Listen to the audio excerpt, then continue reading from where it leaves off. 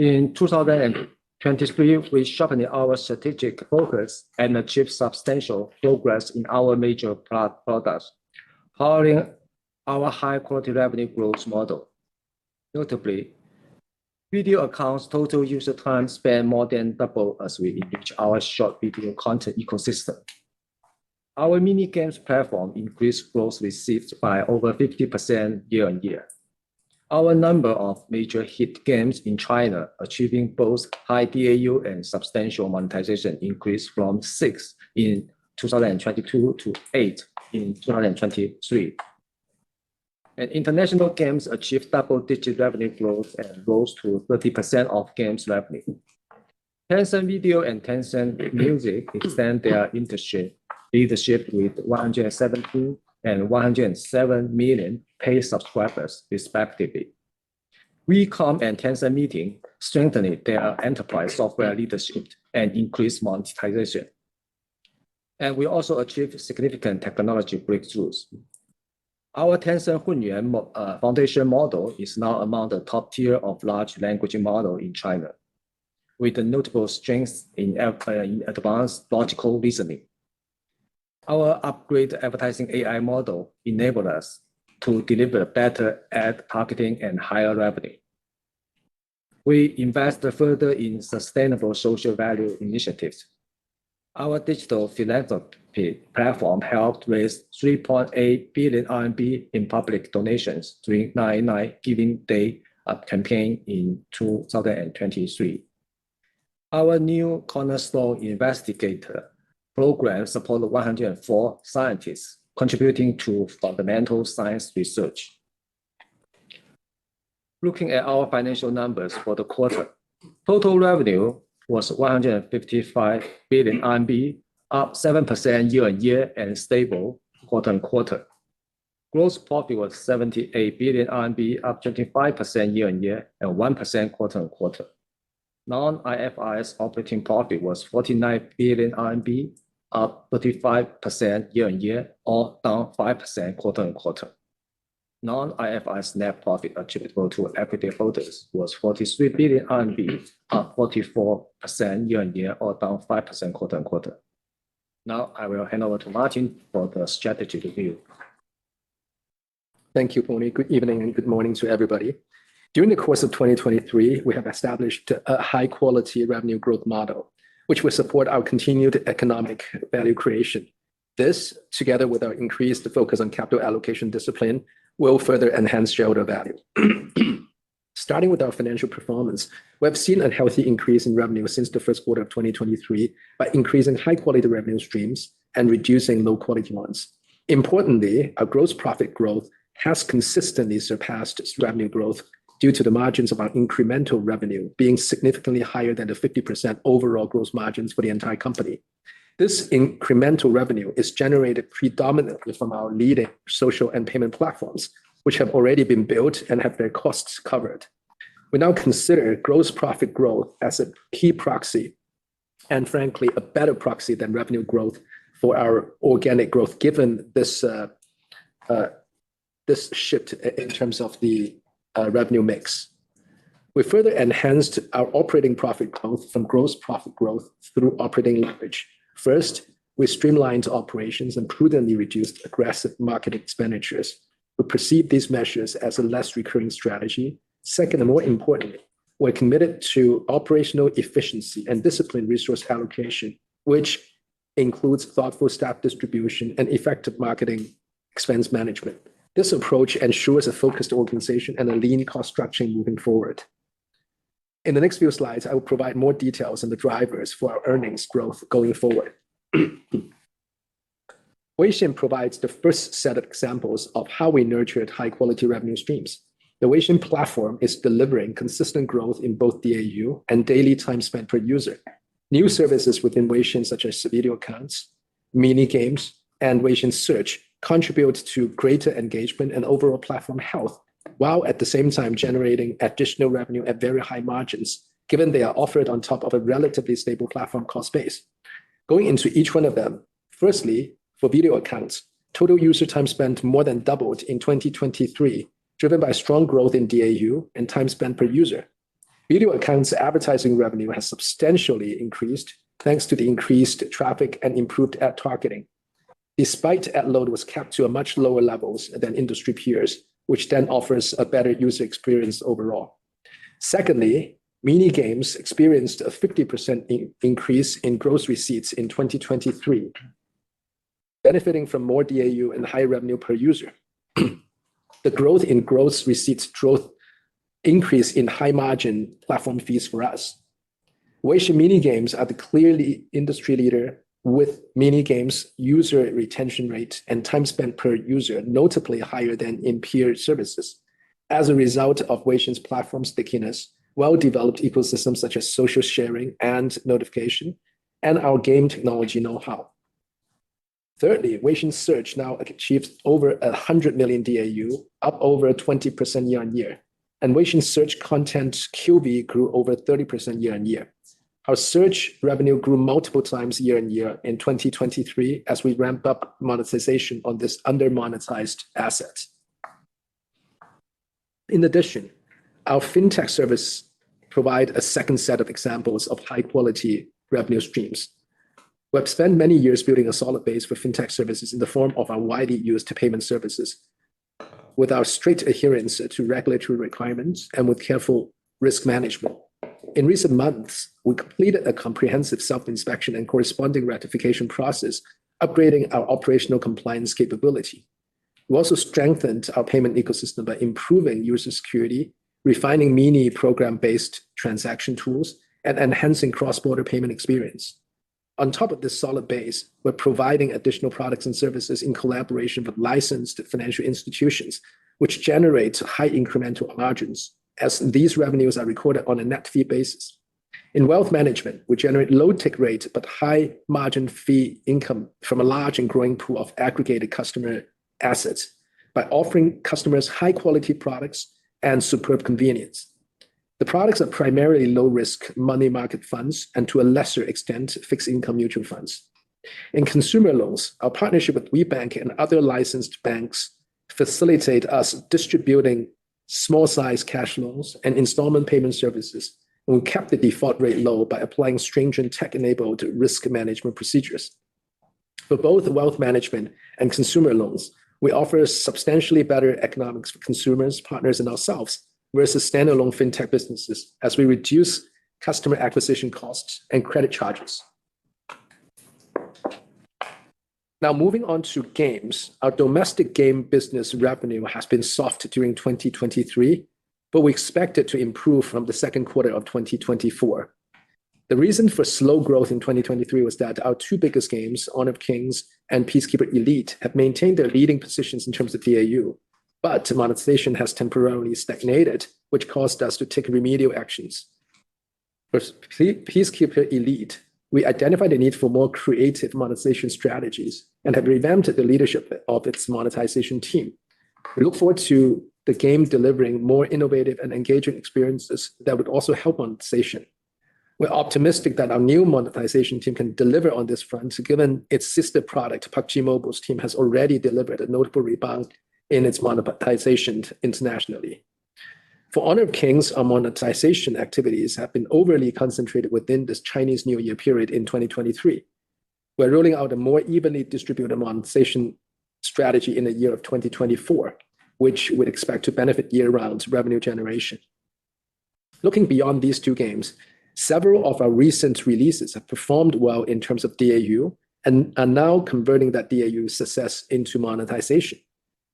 The number of major hit games in China increased from 6 in 22 to 8 in 23. We define major hit games as games exceeding average quarterly DAU of 5 million for mobile and 2 million for PC, and at the same time generating over 4 billion RMB annual gross receipts. We view these thresholds as indicative of a major and enduring hit, and games surpassing such DAU and revenue thresholds will contribute to long-term stability and growth of our game portfolio.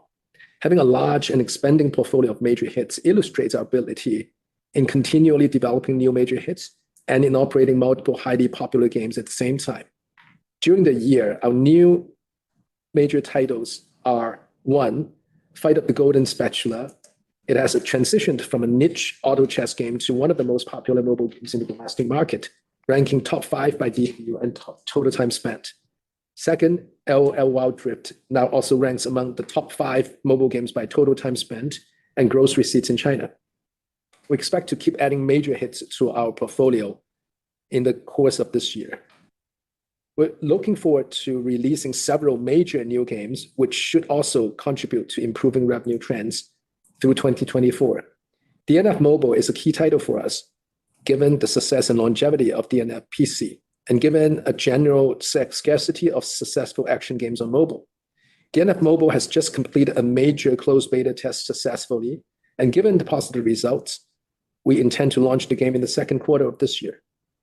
Other high potential games in our portfolio for 2024 include Honor of Fight, Need for Speed Mobile, and One Piece Mobile.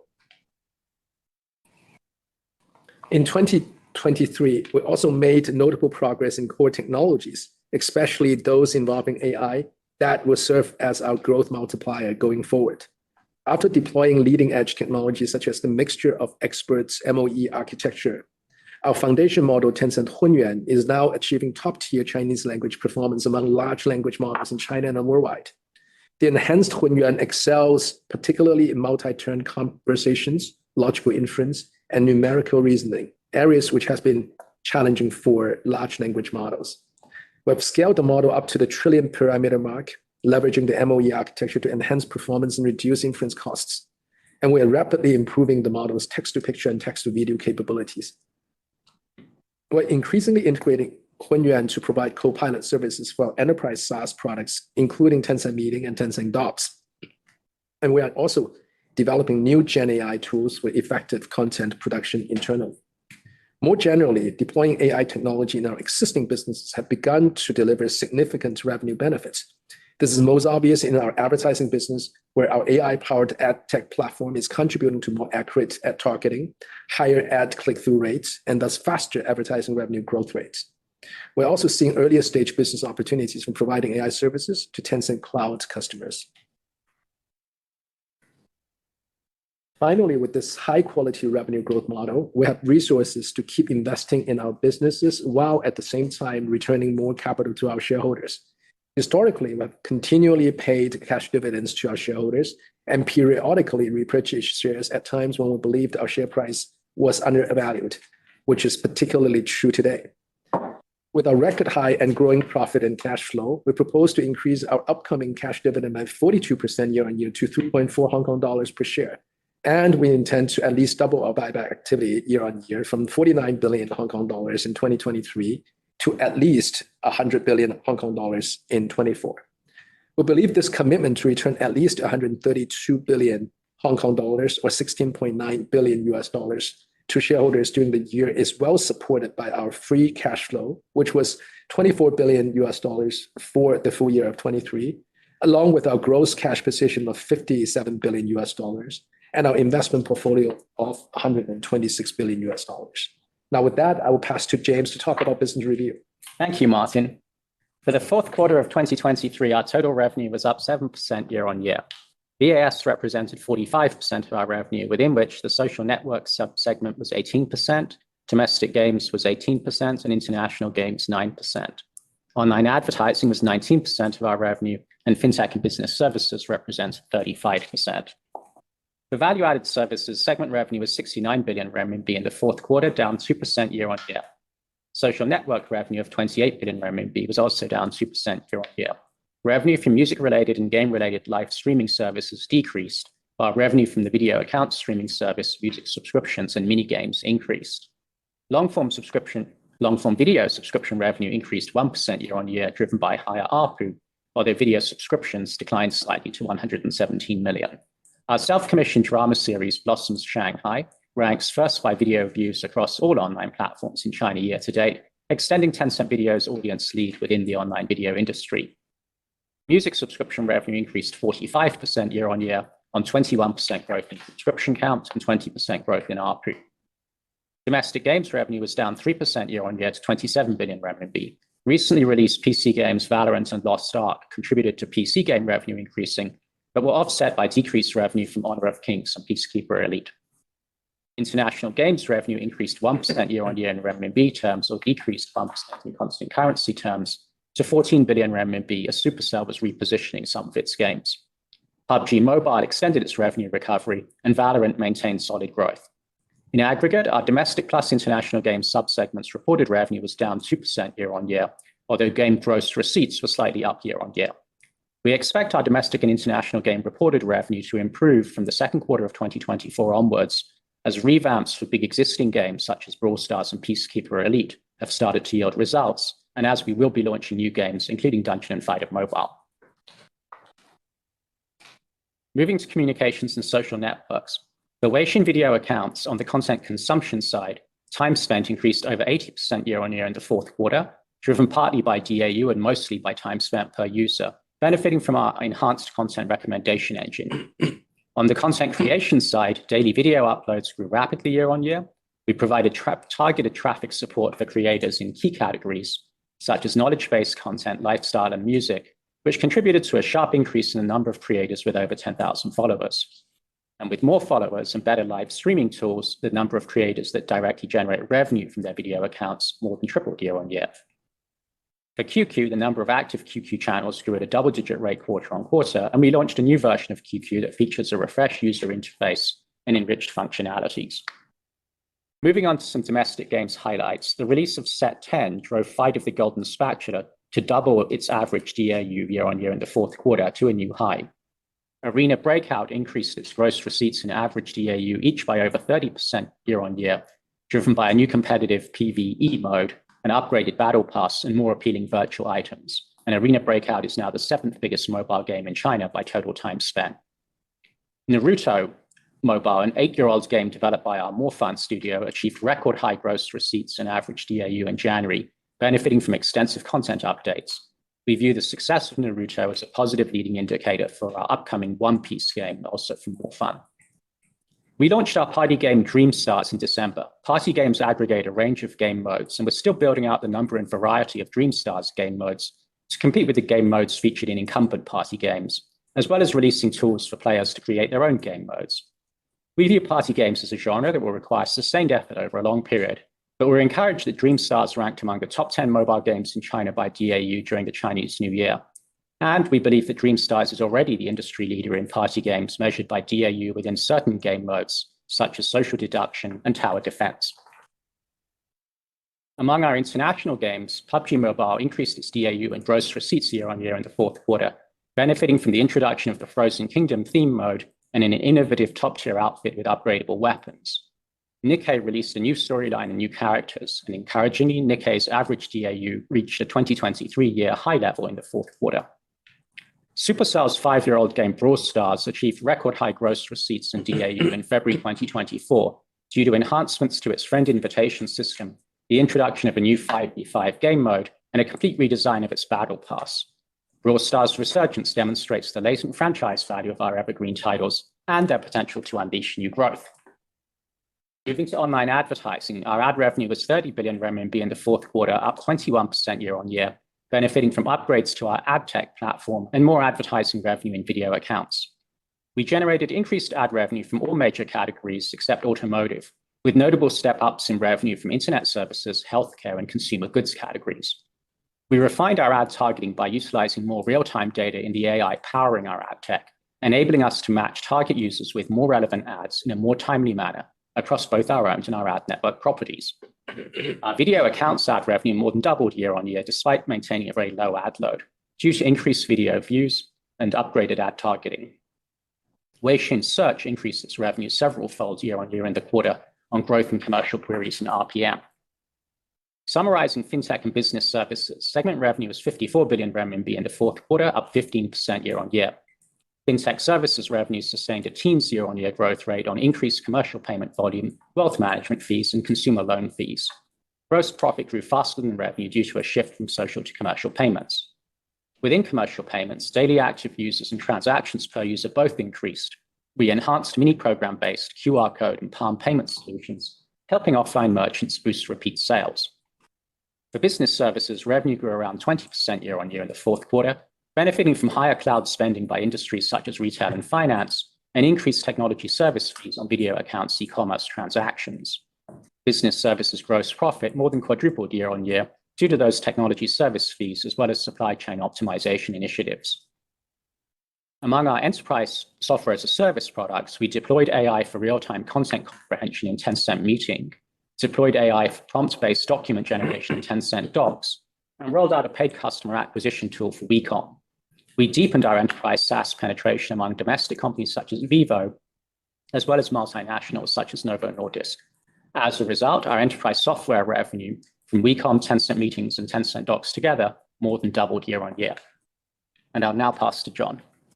Thank you, James. Hello, everyone.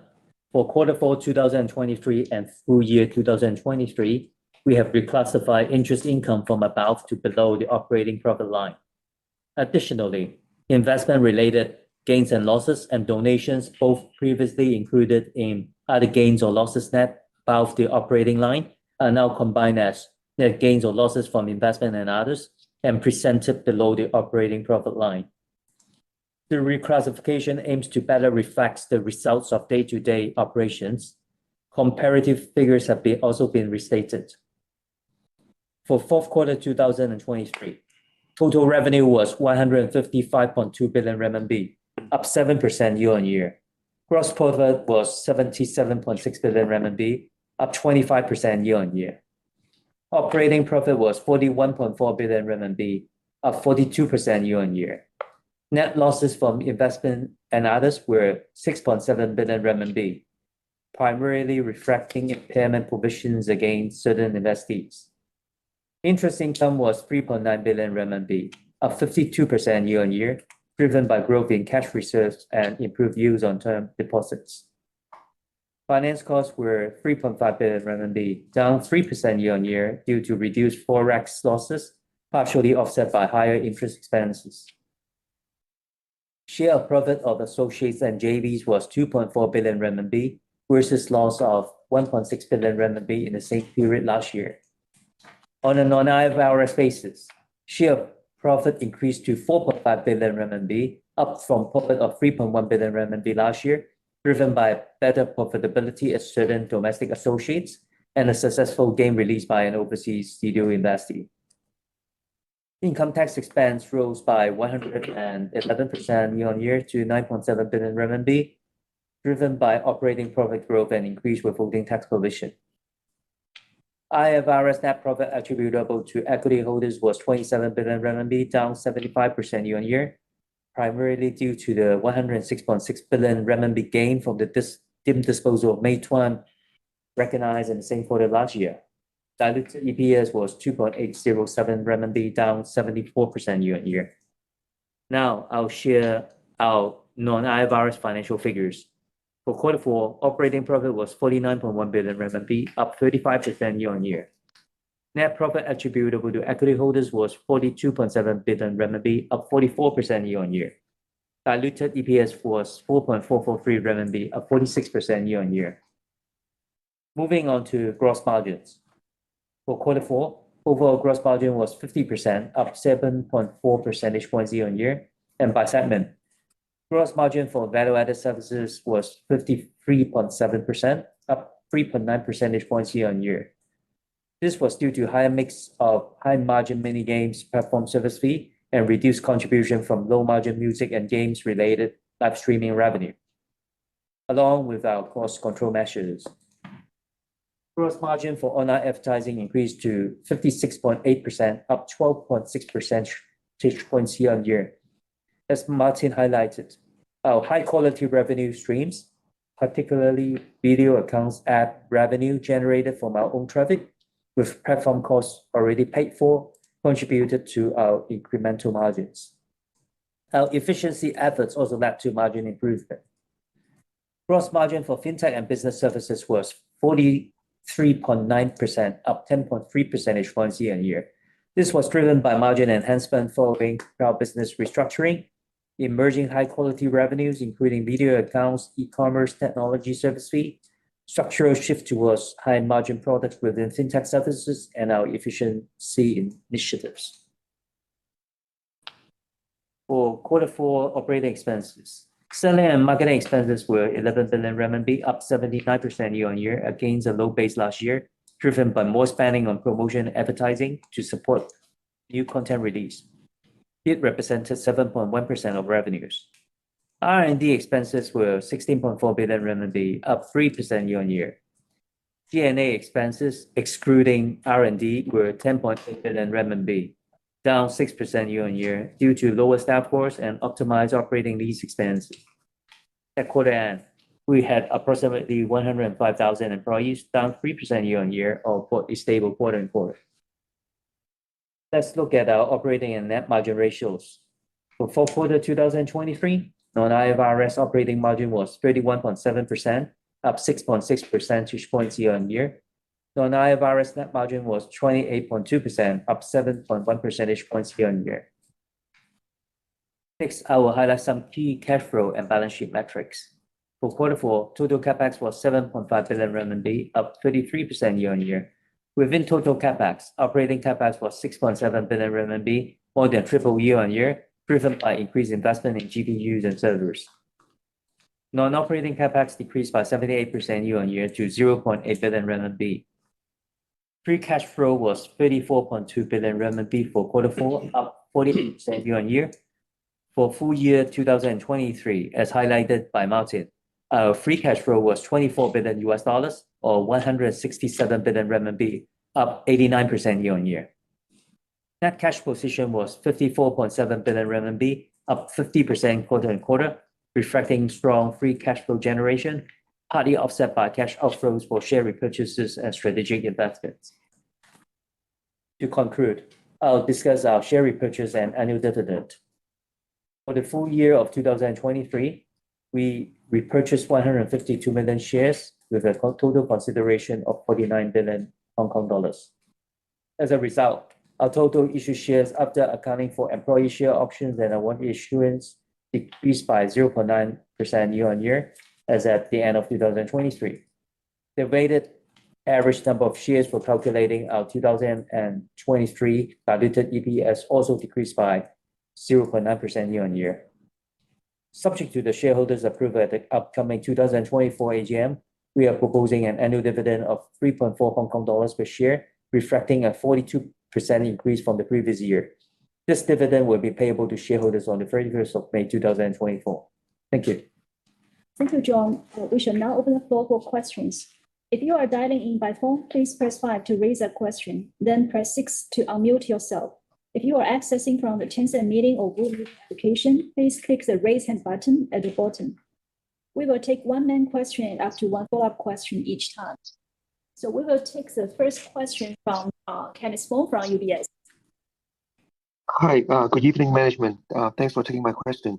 My first question is for online game. As we highlight in our strategy for online games, we will work on enhancing the flagship titles, building emerging franchise game, and launch of new titles.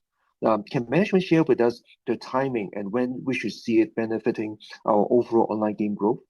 And for the industry top-down, we also see some gradual relaxation on the number of ban hao being approved, and also games with a high commercial value. But well, at the same time, we also see some industry headwind, like lower player spend with more competition. So how should we think about the medium-term growth for the online game ahead? And I have a follow-up question is for the live streaming e-commerce. Last year, we made very meaningful progress and have stepped up hiring and building of our team for live streaming e-commerce. Can management share with us some update, like our current scale, the roadmap ahead, and how we are differentiating with our peers? Thank you. Hi, Kenneth. Perhaps I'll answer the online game question. So you identified a number of potential factors that could affect our growth, including ban hao issuance, lower player spend, and I think more competition. In reality, we don't think any of those are the key issue that we've been facing. We've received a decent number of ban hao, certainly sufficient for our aspirations.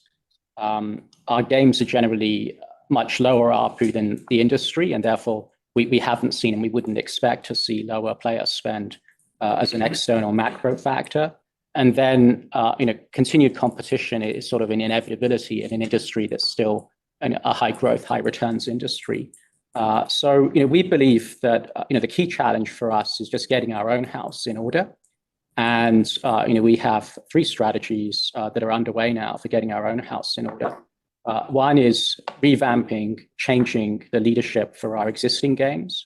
And we did that with Brawl Stars, and we've seen a very sharp upturn in Brawl Stars revenue, reaching new records and becoming the biggest Supercell game. We've done that. We've made changes with PUBG Mobile, and that's seen a big upturn. And more recently, we've made changes with Peacekeeper Elite. So where we need to make changes, we're now making those changes. Secondly, we have a number of games that over the last 2 to 3 years have aggregated very substantial user bases. And now we're in the process of monetizing those games. And you can see that relatively clearly with Fight for the Golden Spatula, with Wild Rift, with Arena Breakout, among others. And then thirdly, we've been focusing on bringing bigger budget games that iterate on prior successes to market. And you'll see those coming through the rest of this year, including Dungeon and Fighter Mobile, where as a result of a very successful internal test, we've actually accelerated the launch date to be in the second quarter of this year over the next 3 months. And so, as a result of the above, we believe that our game revenue will improve from the second quarter of this year onwards. And the extent of our success in those three strategies will determine the medium-term growth rate. Thank you. And in terms of the live streaming and video accounts e-commerce, I think we have made very good progress in the course of 2023, but that's only the beginning of nurturing of this exciting opportunity. In terms of GMV, in the course of 2023, it has grown a lot to more than 100 billion. But to put it in context, right, it's still very small compared to the size of video accounts, and it's also a fraction of mini programs e-commerce GMV. So, in order for us to really capture the very big opportunity within this business, we have a number of strategies that's ongoing. Number one, we want to really upgrade the management of the overall ecosystem, including improving the product quality control, improving the process through which we handle user complaints and user feedback. And overall, we want to improve the shopping experience for the customers. Second is actually through better category management. We actually want to work through each one of the high potential product category and make sure that we have high quality merchants and attractive products for the customers. And that actually requires a very meticulous work, quite a bit of workforce addition, and also have to be rolled out one by one. We also want to work on better tools for merchants and brands so that they can do business and look at their business analytics and help them to make pricing decisions better. So there's a whole set of merchant tools that we're going to be adding. And overall, we also want to market this overall platform and the availability of these products to the consumers. That's on WeChat, and that's in using video accounts, so that we can actually increase the awareness of a shopping experience within video accounts. And finally, we are looking to increase the integration between video accounts, shopping experience and infrastructure, and the mini programs that are already operated at scale by a lot of merchants. And we believe by doing a combination of the above, we can continue to grow the GMV of our video accounts e-commerce in a healthy way. And it's very important for us to build a very solid foundation for this platform at this point in time, so that we can actually usher in a very long and significant growth track for this business going forward. Thank you. We will take the next question from William Packer from Exxon BNP. Hi, management. Thanks for taking my questions.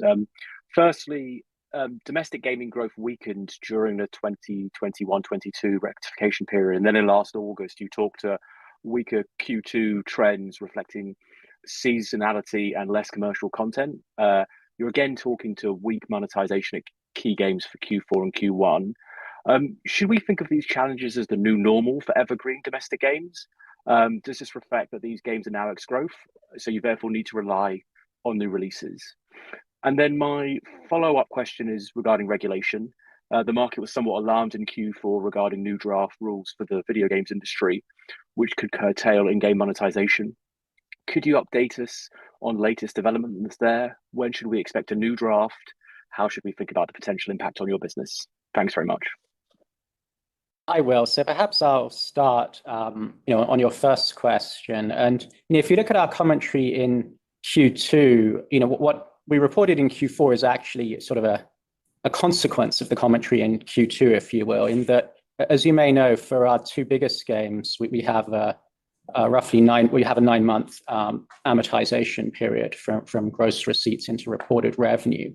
And so, we saw weak monetization, therefore weak grossing receipts, from Q2 onwards last year. And, that impacts us most heavily in Q4, because in Q4, we lose the benefit of relatively strong grossing receipts from Q1. And, as a result, that's why, if you look at the reported revenue for Q4, it was down year on year because of the lagged effect of weak monetization in Q2 and Q3. But if you looked at the grossing receipts, the actual cash inflows, it was slightly up year on year in Q4. So, what we saw in Q2 is, the driver of what we saw in Q4, as opposed to being two sort of separate or contradictory phenomena. And, in terms of whether our big games are ex growth, we clearly don't think that's the case. We're very active investors across the game industry. We can see that, big games with longevity, with substantial user bases, enjoy, they experience, upswings and downswings, but over the longer term, they're only becoming more powerful, whether you look at a Call of Duty or a Grand Theft Auto or a Fortnite. And, we certainly believe that that is the case in China, that longevity is an asset rather than a liability, just as it is in the luxury goods industry. No one would say that, a luxury goods brand with longevity is inferior to a newly emerged luxury goods brand. And, we can see it with our own games. We can see that PUBG Mobile is now rebounding strongly. We can see that, Brawl Stars and also actually the entire Supercell portfolio of games is rebounding strongly. We expect a number of our other games to also see substantial rebounds. So, again, because of the time lag between cash inflows versus reported revenue, that will show up in our P&L from the second quarter. But we are already experiencing improvements in cash inflow. So that's on the first question around, where we are with games. And then maybe on the game regulation side. Yeah, on the regulation, we actually don't know when the new draft will be released or whether it will be released, but it's no longer our concern because, after the original draft was released, there's concern by the market. And I think, the regulators have actually come out very explicitly in explaining that the purpose of the draft was actually to provide a healthy environment for growing the industry rather than constraining the industry. And two is, we're actually very encouraged by the supportive measures that were unleashed after the initial concern was expressed by the market, including in the very beginning of this year, there is a single batch of domestic banhao, which is more than 100, including there's an expedited approval of imported game licenses. And also our flagship mobile game, DNF Mobile, has been approved in that batch. And also, if you just look at what's the focus of people's concern, right? It's about a high ARPU games, and that's really not relevant to us because our ARPU is actually on the very low end of the overall industry. So I think, to be fair, it's no longer one of our concerns anymore. Thank you, Martin. Next, we will take the question from Alicia Yap from Citigroup. Hi, good evening. Can you hear me, management? Thanks for taking my questions.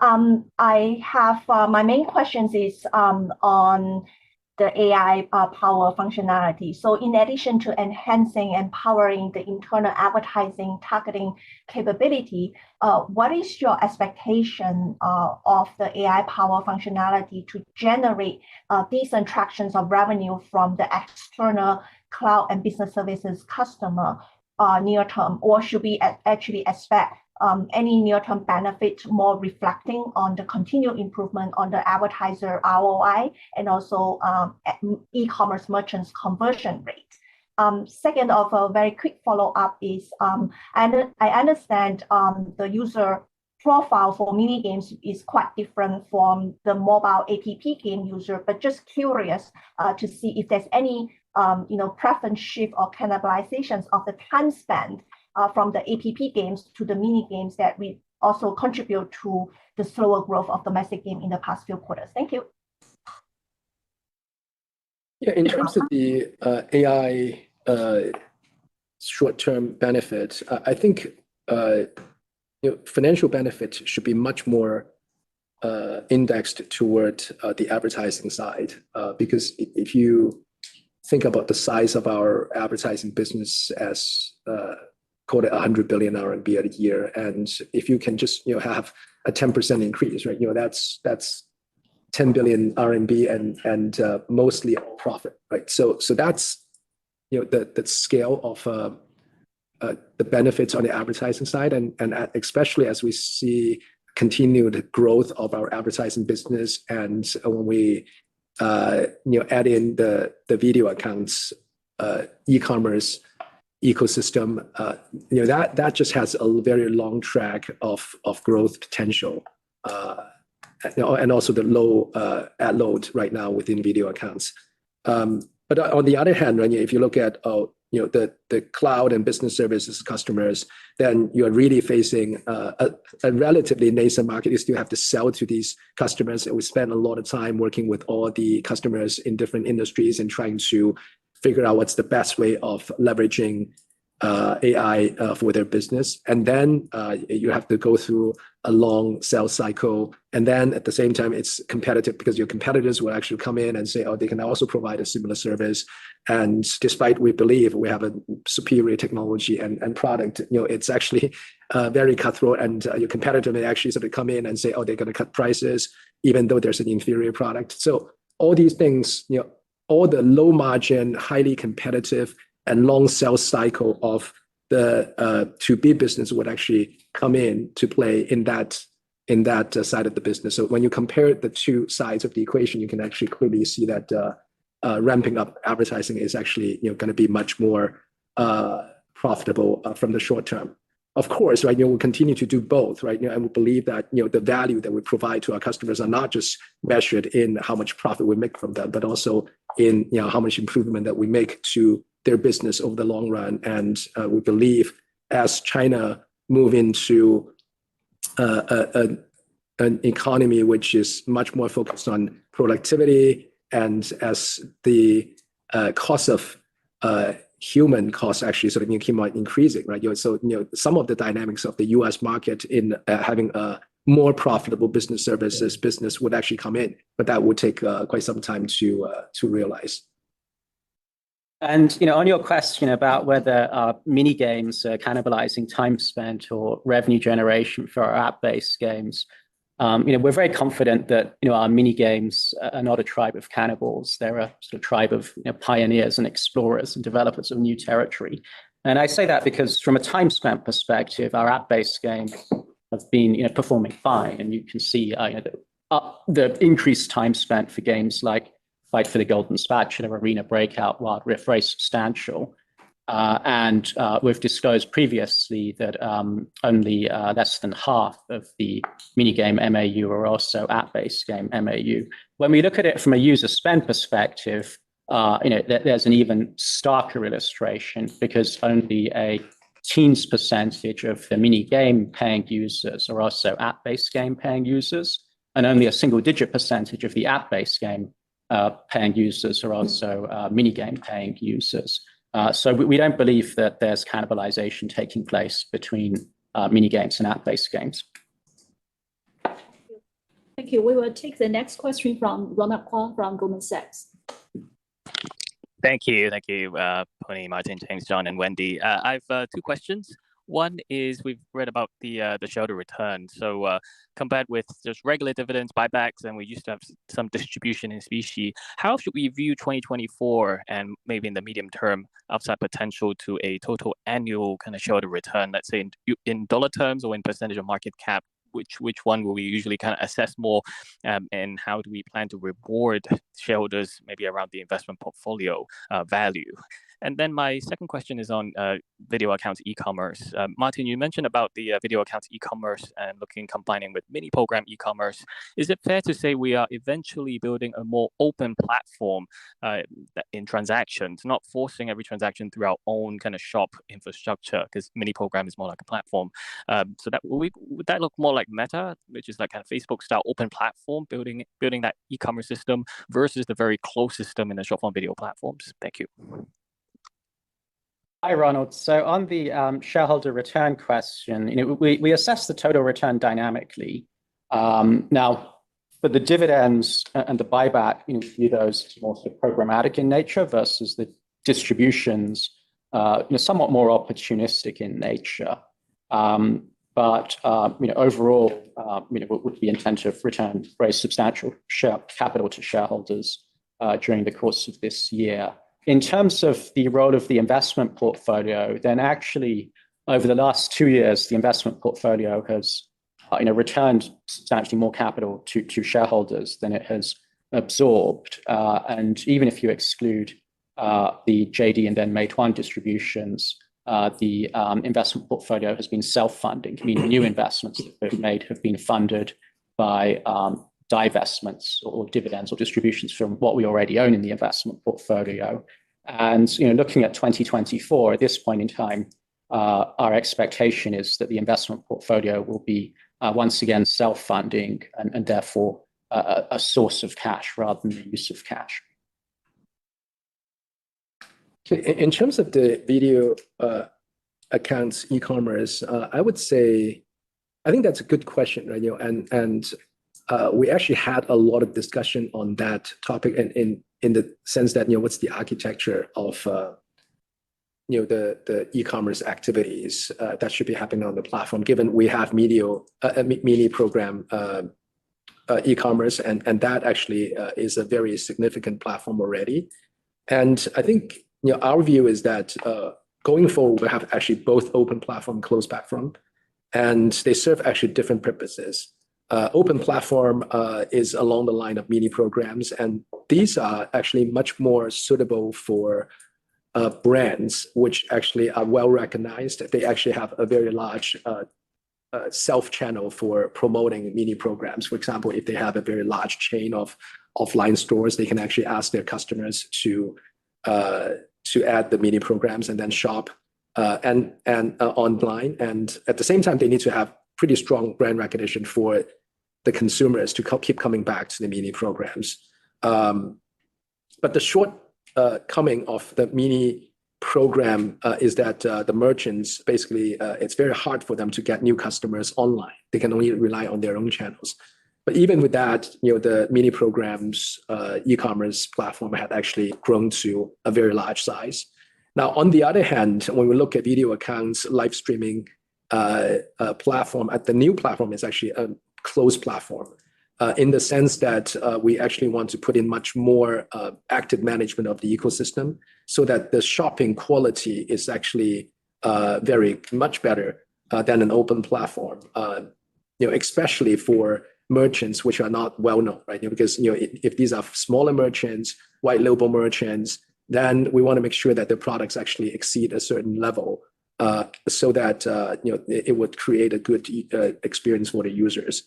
And it also have the access to the Video Accounts traffic so that it can actually acquire new customers. Now, over time, we're going to connect the open platform with the closed platform. We provide a curated connection so that the open platform can actually benefit from the traffic of the Video Accounts, while at the same time, the small merchants can actually also benefit from their private domain, when they actually start selling on our platform. So, when we curate the connection between the open platform mini programs with Video Account shops, then I think we can actually get the best of the both worlds and help different types of merchants to maximize their sales and maximize their exposure to consumers on the platform, while at the same time making sure that our users actually has a great shopping experience on our platforms, either on the open platform or on a closed platform.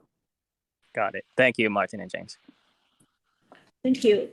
The next question comes from Robin Zhu from Bernstein.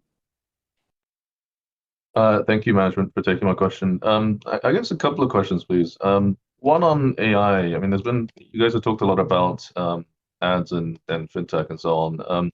Gaming is commonly thought to be one of these areas where generative AI could have quite a big impact potentially when it comes to game design, production, AI NPCs, and so on. There's been different views on how much is hype and how much is reality. Be curious where you stand on how quickly you want to move on some of these areas. And then a follow-up again on gaming is, I think a couple of quarters ago, you mentioned that there was a periodic kind of slowdown in the productivity of AAA game development. Just wanted to get your thoughts on where you are on that.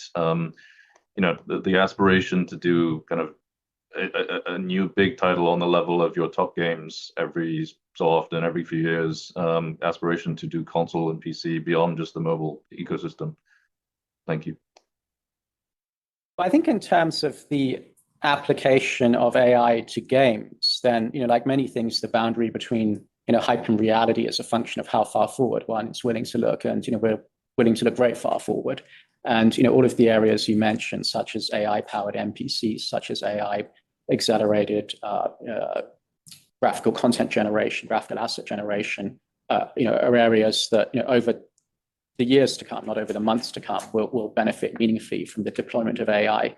And I think it's also fair to say that, the game industry has always been a mixture of, on the one hand, innovation around gameplay techniques, and on the other hand, deployment of enhanced content, renewed content into existing gameplay. And it's reasonable to believe that AI will be most beneficial for the second of those activities, but one will continue to require very talented individuals and teams to focus on the first of those opportunities, which is the creation of innovative gameplay. Secondly, in terms of productivity related to AAA game development, then I think that for our international studios, there was some bumps due to COVID in the current game development cycle, and those are now largely behind us, and so we believe that productivity is now on a more normal footing. And looking forward, we have a number of what we expect to be substantial hits in the pipeline, both domestically and internationally. And we're doing some things the same as before and some things differently. On the differently side, we're focusing on fewer, bigger budget games. Typically, we're seeking to make the biggest bets around games that either iterate on a successful IP, such as the Honor of Kings fighting game around the Honor of Kings IP, or games that are iterating around proven gameplay success within a niche and taking those to a more mass market. And so, a stereotypical example would be moving the Dark Souls combat into Elden Ring. In our case, I mentioned earlier, we have the learnings from games such as Naruto that will be updated with state-of-the-art graphics and technology for games such as One Piece. In addition, on the marketing front, we now cooperate with a range of platforms, including Douyin, both in terms of the user-generated content marketing as well as in the paid advertising marketing. So overall, we think those enhance our position, those changes enhance our position in AAA game releases, and we look forward to the results. Thank you. Thank you, James. Thank you. Next question from Charlene Liu from HSBC. Charlene, your line is open. Thank you so much. I have two questions. First is on fintech. Recently, Tencent has lifted registered capital. I would like to find out a little bit more on how that may be used on consumer loans or perhaps overseas business, and how would that affect Tencent's balance sheet, and whether the management can update us on the growth strategy on fintech segment in 2024. So that's the first one. The second one would be related to AI developments. Obviously, we've seen developments in AI created new revenue streams and cost optimization for overseas internet platforms. The management has already discussed where some of the monetization opportunities lie. Can we better understand benefits which we have been able to reap on the cost front from AI adoption, and how much more upside we can expect to see from here, and how long will it take for Tencent to realize these gains? Thank you. In terms of the fintech side, so Tencent has been approved to increase the registered capital substantially, and the money is actually going to be moving from Tencent balance sheet to Tencent balance sheet. So since Tencent is actually a consolidated entity, so it's not going to change our consolidated balance sheet. And I would say this capital increase is essentially a recognition of the increased size of Tencent's business, and also a sign of approval for future development of the company. So we viewed it very positively. Now, in terms of our fintech strategy, I think the fintech strategy centered around the payment platform. We will continue to build out our payment platform and to improve its basic services reliability as a platform that would support economic activities and consumption for the economy. We'll continue to roll out new functionalities and better functionalities, including improving the mini programs payment ecosystem, so that we not only provide a payment service at the spot for the merchants, right? We actually also help to establish a link between the merchants and the consumers, so that in the future, the merchants and consumers can further interact. Maybe the consumers can actually do repeat purchase, the merchants and can do future engagement with the consumers, and it can also provide after-sale service. So I think there's a lot that we can do to improve the overall payment experience. We'll provide more tools to SMEs so that SMEs can increasingly digitize their business and gain efficiency. We'll roll out new payment technologies like palm payment, for example, in order to increase the convenience of the payment service. And we'll also improve the payment experience for foreigners in China, right? So that it can help to foster an even more vibrant tourism industry in China. So without, if we continue to do that, right, the payment platform will continue to grow with the economy, to grow with consumption, and grow with the cashless penetration in China. So on top of that, we also felt that we can actually roll out value-added financial information services, such as wealth management, such as loan service, such as installment service that I actually described in the prepared remarks. And these are very high margin, high value-added services that we can offer alongside with licensed financial institutions. Overall, I think the philosophy for us to grow in the fintech business is that, one is, we want to be fully compliant. Two is that, we want to make sure that we manage risk in an absolute high quality manner. We want to create more value than capturing value for merchants, for consumers.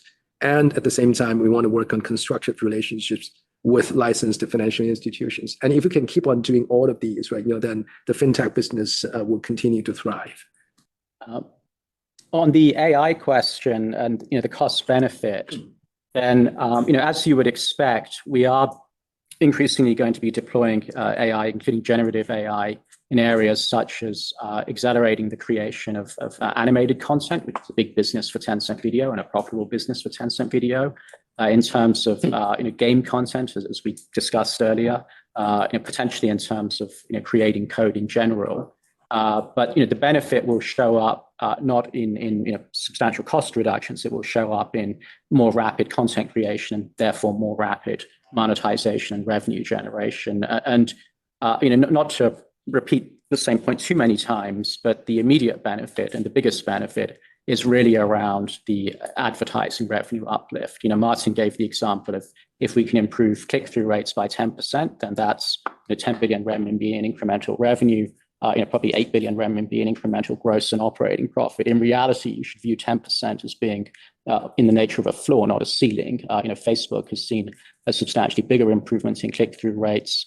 For some of our most important inventories, we've actually seen our click-through rates increase by 100% in the past 18 months.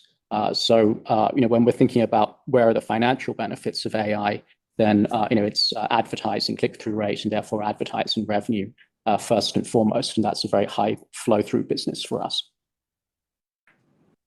Thank you. Thank you. Thank you. We will take the next question from Alex Yao from JP Morgan. Thank you, management, for taking my question. My first question is regarding the recent partnership with Douyin, which we believe had quite a bit ripple effect to the whole game live streaming and gaming industry. What are the changes have you seen this partnership has brought to us? So that's the first one. And then the second one is on the path of video account monetization. Clearly, I think the industry incumbent has demonstrated the short video monetization capability across advertising, e-commerce, and the local services. What are your thoughts and strategy on video account making inroads into local services? Thank you. Hi, Alex. So maybe I'll answer the first question on marketing our games through additional channels, including Douyin. So, as I mentioned with regard to Robin's question, we are doing that. We're providing more content that the users then virally share on short video platforms, including video accounts, Kuaishou, Bilibili, Douyin, and so forth. And we're also investing in advertising our games more actively on short video services. So that's on the game marketing side. In terms of live streaming e-commerce, I think we have discussed it in details, and I think it's very, very synergistic with the video accounts, with live streaming, as well as with the advertising that sits within video accounts. And if we can actually have a closed loop in terms of knowing who are the merchants, what are the products that were sold, what's the user experience after the sales, then the ability for us to improve the conversion rate on a full chain basis is actually much stronger. So that's why it's very important for us to build out the e-commerce infrastructure and ecosystem in anticipation of supporting a very long and significant growth on our video accounts advertising business. Now, on the other hand, I think the local services is actually not something that we are focused on at this point in time. Local services, from our perspective, is actually much more of a provision of content. So along that line, we actually would consider working with our partner, some other partners, for example, Meituan, who have been our close partner for a long time, to actually have them generate the content, and we actually help them to promote the local services. Thank you. In the interest of time, we will take the last question from James Lee from Mizuho. Thanks for taking my question. Go ahead. Yeah, great. Great. Thanks for taking my questions. My question's on cloud and AI. On the cloud side, I think a competitor recently announced a pretty large scale price discount for their cloud offering. So just curious, what are you seeing in terms of enterprise demand and probably most importantly, price elasticity? Now on AI, how should we think about your positioning in large language model? Just curious, like what stage are you in now? Can the model handle multiple modalities of data input and output? And just curious on that position at this point. Thanks. Maybe I'll start with cloud. So, for better or worse, the cloud industry is an industry where input prices are always falling. And so naturally, the cloud service providers are always reducing the costs they pass on to their customers.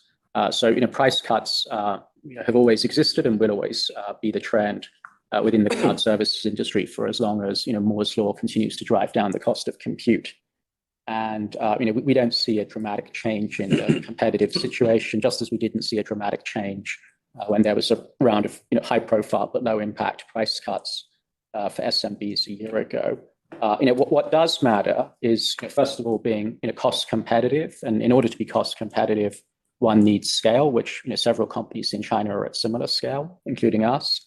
And one needs supply chain optimization. And we've been very active on supply chain optimization in the last several quarters. And as we optimize the supply chain, we bring down our input costs faster, and we can cut our output costs further as a result. And then the second factor that matters is the ability to upsell from infrastructure